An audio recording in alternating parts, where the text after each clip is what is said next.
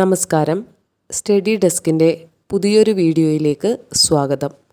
ഇന്നത്തെ ക്ലാസ്സിൽ കേരള ഗവൺമെൻറ് നടപ്പിലാക്കി വരുന്ന ട്രാൻസ്ജെൻഡർ പദ്ധതികളെക്കുറിച്ചാണ് നമ്മൾ പഠിക്കുന്നത്. ട്രാൻസ്ജെൻഡർ നയം നടപ്പിലാക്കുന്ന രാജ്യത്തെ ആദ്യ സംസ്ഥാനമാണ് കേരളം.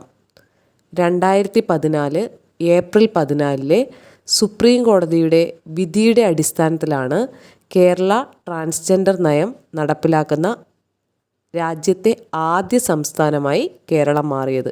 2014 ഏപ്രിൽ 14 സുപ്രീം കോടതിയുടെ വിധിയുടെ അടിസ്ഥാനത്തിൽ. ഇതിൻ്റെ അടിസ്ഥാനത്തിൽ 2015 സംസ്ഥാന ട്രാൻസ്ജെൻഡർ നയം നടപ്പിലാക്കി.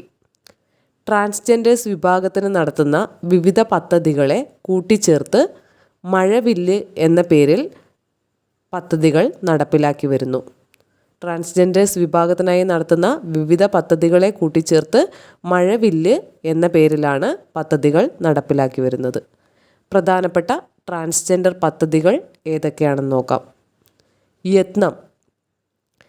ട്രാൻസ്ജെൻഡർ വ്യക്തികൾക്ക് മത്സര പരീക്ഷകൾക്ക് ധനസഹായം നൽകുന്ന പദ്ധതിയാണ് യത്നം. ട്രാൻസ്ജെൻഡർ വ്യക്തികൾക്ക് മത്സര പരീക്ഷകൾക്ക് ധനസഹായം നൽകുന്ന പദ്ധതിയാണ് യത്നം.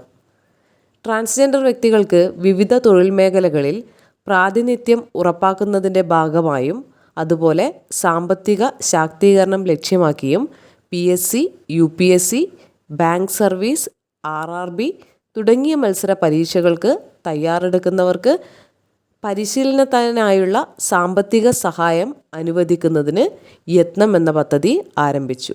അതായത് ട്രാൻസ്ജെൻഡർ വ്യക്തികൾക്കുള്ള മത്സര പരീക്ഷകൾക്കുള്ള ധനസഹായമാണ് യത്നം. അടുത്ത പദ്ധതിയാണ് സാകല്യം. ട്രാൻസ്ജെൻഡർ വ്യക്തികൾക്ക് അവരുടെ അഭിരുചിക്കനുസരിച്ച് തൊഴിൽ പരിശീലനം നൽകി സ്വയം പ്രാപ്തരാക്കി ജീവിക്കുന്നതിന് സന്ദർഭം ഒരുക്കുക എന്ന ലക്ഷ്യത്തോടെ സാമൂഹ്യ നീതി വകുപ്പ് ആരംഭിച്ച പദ്ധതിയാണ് സാകല്യം. ട്രാൻസ്ജെൻഡർ വ്യക്തികൾക്ക് അവരുടെ അഭിരുചിക്കനുസരിച്ച് തൊഴിൽ പരിശീലനം നൽകി സ്വയം പ്രാപ്തരാക്കി ജീവിക്കുന്നതിന് സന്ദർഭം ഒരുക്കുക എന്ന ലക്ഷ്യത്തോടെ സാമൂഹ്യ നീതി വകുപ്പ് ആരംഭിച്ച പദ്ധതിയാണ് സാകല്യം. സാകല്യത്തിൻ്റെ പ്രധാനപ്പെട്ട ലക്ഷ്യങ്ങൾ എന്ന് പറയുന്നത് സ്വന്തമായി ജീവിതോപാധി കണ്ടെത്താനാകാത്ത ട്രാൻസ്ജെൻഡർ വ്യക്തികൾക്ക് ജീവിതമാർഗം ഒരുക്കുക എന്നതാണ് ഇതിൻ്റെ പ്രധാന ലക്ഷ്യം.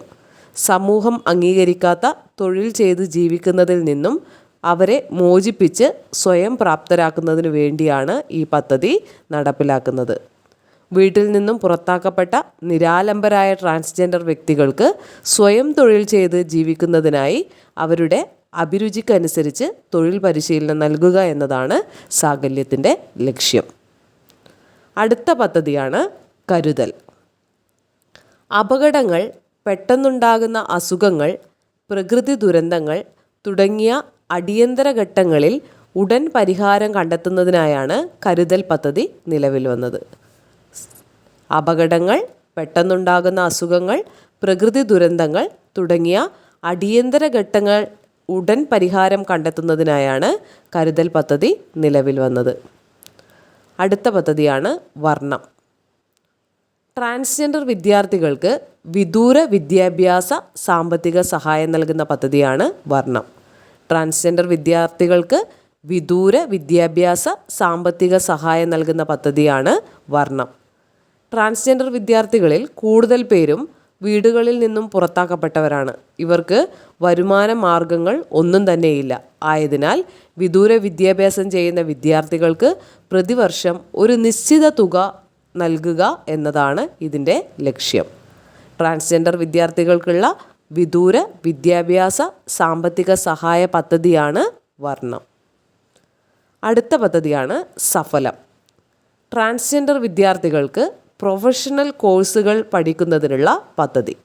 ട്രാൻസ്ജെൻഡർ വിദ്യാർത്ഥികൾക്ക് പ്രൊഫഷണൽ കോഴ്സുകൾ പഠിക്കുന്നതിനുള്ള പദ്ധതിയാണ് സഫലം. അടുത്തതാണ് സമന്വയ. സമന്വയ എന്നത് ഒരു തുടർ വിദ്യാഭ്യാസ പദ്ധതിയാണ്. ഒരു തുടർ വിദ്യാഭ്യാസ പദ്ധതിയാണ് സമന്വയ. അതായത് പാതി വഴിയിൽ വിദ്യാഭ്യാസം ഉപേക്ഷിക്കപ്പെടേണ്ടി വന്ന മുഴുവൻ ട്രാൻസ്ജെൻഡർ വ്യക്തികൾക്കും തുടർ വിദ്യാഭ്യാസം സാധ്യമാക്കുന്നതിനു വേണ്ടി കേരള സംസ്ഥാന സാക്ഷരതാ മിഷൻ അതോറിറ്റി മുഖേന സർവേ നടത്തിയാണ് ഈ പദ്ധതി നടപ്പിലാക്കിയത്.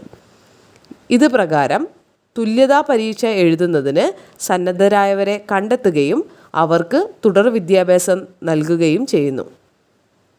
അടിസ്ഥാന സാക്ഷരത 4-ാം തരം, 7-ാം തരം, 10-ാം തരം, 12-ാം തരം എന്നീ വിദ്യാഭ്യാസ പദ്ധതികളാണ് നടപ്പിലാക്കി വരുന്നത്. ഓർക്കുക, ഒരു തുടർ വിദ്യാഭ്യാസ പദ്ധതിയാണ് സമന്വയ.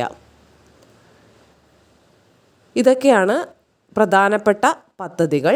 ഇതുകൂടാതെ ഈ 2 പോയിന്റുകൾ കൂടെ ഓർത്തു വെക്കുക. 2015 നടപ്പിലാക്കിയ ട്രാൻസ്ജെൻഡർ പോളിസിയിൽ നിഷ്കർഷിച്ചുള്ളത് പ്രകാരമാണ് ട്രാൻസ്ജെൻഡർ സെൽ രൂപീകരിച്ചിട്ടുള്ളത്.